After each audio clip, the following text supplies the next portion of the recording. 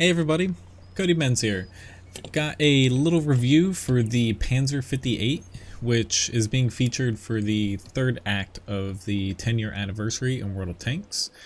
If you didn't know, basically the Panzer 58, there are three versions of this tank in the game. So to save you a little bit of confusion, you've got the Panzer 58 here, which this is the one that there's a special, it's called chocolate style for this tank in the third anniversary, and there's two ways you can get it. There's also the Swords Panzer. Definitely gonna botch that. I'm sure someone's gonna yell at me. Feel free to leave me how to pronounce that in the comment section. I'm terrible at it. This is basically the black camo version of this tank. There's also the PZ-58 Mutz, the original tank that was released for the Panzer 58. Now all three of these are separate tanks. Now the one for the third anniversary, you've got basically the chocolate style for it. You can get it two different ways. One way, if you have the tank already, very important, you need to have this tank, which depending on the server you're on, and especially the NA server, the Panzer 58 is not a tank you see very often. You might see the Mutz, you might see the basically black camoed one, but you don't see the unskinned one often. Basically, you can buy the chocolate bar style, for the anniversary, basically currency, or if you don't have the tank, if it lets me drag it over here, you can go to the premium shop and it is sold alongside of the style as well if you don't have it. Now, this tank, is it worth buying? That's, the main question while you're probably watching this video. This is a tank that's been in the game for a while, where Panzer 58 closest to the Indien Panzer, but I also threw the Panzer or the Panther 2 into this. We'll pop into a battle. It's probably gonna go terrible, knowing that I'm trying to do this video one take here. But compared to the Indien Panzer, you got a little bit less penetration for your standard round, and when it comes to the gun, has that good 10 degrees of gun depression, which is nice, really easy to use, and gun turret or the gun traverse speed, blah, can't pronounce things, is really good as well compared to the Panther 2, which is not terrible, but it snapshots pretty well. However, dispersion's not the best. It is the worst out of the three tanks here. Aiming times also not super great, but it's not terrible. Like, these values aren't that bad. These are just all for 100% cruise, no equipment and stuff put on it, which does make it really good. DPM, a little bit less than the Indien Panzer. So far, it's not looking too good for the Panzer 58. Hit points, it's got a little bit more HP. Armor-wise, you do have less armor, especially that side hull armor. It hurts a little bit. And turret armor, even though it is listed as having thicker turret armor, it is actually worse than the Indien Panzer. It's a little bit larger, the turret. It's got basically larger cupolas to hit, and it's a lot less bouncy than the Indien Panzer. One thing it does have in its favor, little bit of specific power. It's kind of splitting hairs there, but the traverse speed is pretty significantly higher, which is very nice. It feels a lot more mobile, especially if you're fighting in close quarters. However, you do have 5 kilometers an hour less for your top speed.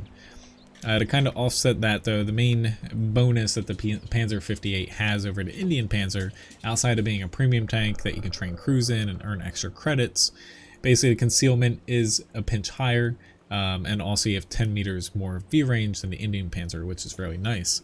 Let's hop into a battle. And honestly, the chocolate style, I thought it was going to be really out of place, given its name. I don't think it looks that bad. Though where, some of these anniversary styles are definitely like unique. Like one in the third anniversary or the third act here is like a bunch of croissants on a tank. So, this one, I feel like it actually fits in. Though where, it is a chocolate bar, basically unwrapped, which, excuse my super duper, basically Unicum video editing here as I transport myself over. That was 10 out of 10 there. But ultimately, is this tank worth picking up? So it's not the newest tank. It's not one that you're going to see a lot of people like, holy freaking crap, you need this thing, like a brand new something. But it is a pretty good crew trainer if you like the Leopard 1 line, which is a pretty good tank line now that they rebalanced it. And playstyle wise, it fits with that line as well. You got a little bit of everything, which is nice, to where you never feel like super out of place playing this. Like obviously you're not going to like brawl against like heavy tanks and stuff, but for the most part, you know, this tank's pretty easy to play, which it might not be the most like unique thing or like screaming like, oh my god, like I need this thing. However, like I don't even want to make it sound bad either, because this is the tank, like I get it requested quite a bit on my live stream on Twitch. You just never feel like helpless in this tank, which is nice. Like often tanks like this are overlooked, you know, for things like say like a Progetto or Lance and C and stuff like that, but this is just kind of your, you know, solid kind of medium tank at tier 8. It's got a decent gun, good gun depression, good mobility. It's got a little bit of everything, which honestly for like a newer player or somebody that doesn't have like a premium medium tank, it's something to where you're not going to like regret this, especially if you have German medium tank crews to train. So that's one benefit of it, is basically having that like comfort level, which is a good reason, or a good reason that I usually suggest people to pick up like American tanks, because I like that those tanks are pretty easy to play, which I totally should have done that. Oh, look, there's another PZ-58. What not to do, poke out, and you know, this tank's a little bit all around, but like I said, armor's not super great on the thing, like it is in the Leopard 1 line. So, you know, is this tank worth it at the end of the day? It really depends. Like if you have the Panzer 58 Mutz, or you know, basically the Swarz Panzer with the black camo, you know, you're literally buying the same tank for, you know, this separate unique style on it. That's really what you're getting, or if you want to collect tanks. So in that case, you know, that's really up to how many tanks you want to collect. Like I like to have all the tanks in my garage. Like I'm at like 608 or so right now, but if you don't have any of these tanks, you know, it's really something to where the crew training is nice, that it fits up with the Leopard line.